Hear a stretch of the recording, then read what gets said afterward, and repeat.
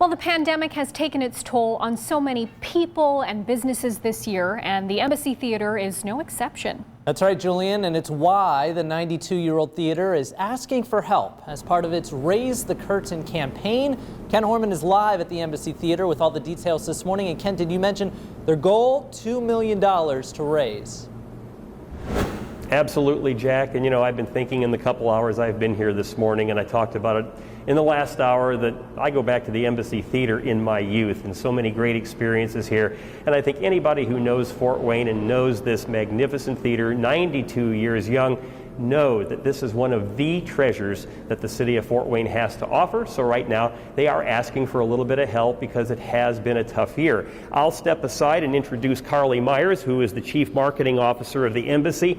And Carly, we talked about this last hour. You guys have done a wonderful job this year of basically reinventing yourselves. Absolutely, yeah. We had to really pivot and adapt starting in June to figure out how we can get people back in the building, and we've done so in an amazing fashion, whether it's just dealing with small capacity numbers, which our theater has been reduced to 78%, reduced capacities, so we just figured out how to do it with small numbers, and we got through the Festival of Trees with small numbers, and we just made sure that we could still be of service to this community with other local arts organizations as well during this time.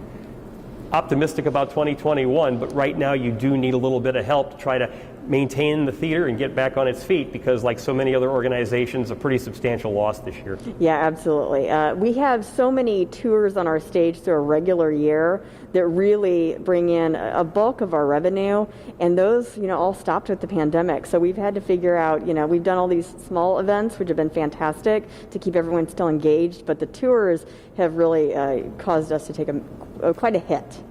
Optimistic, though, that we'll be back in 2021, yes, because you're still scheduling like there will be light at the end of the tunnel. Absolutely. Most of the acts that were scheduled last year or this year have just rescheduled, or they've got dates held on our calendar. So we are really optimistic about how we move through this coming year, and 2022 as well.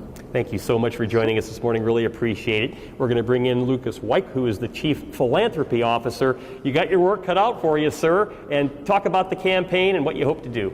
Absolutely. So we've launched the Raise the Curtain campaign, which has a goal of $2 million, which will help the embassy offset all of that lost revenue from not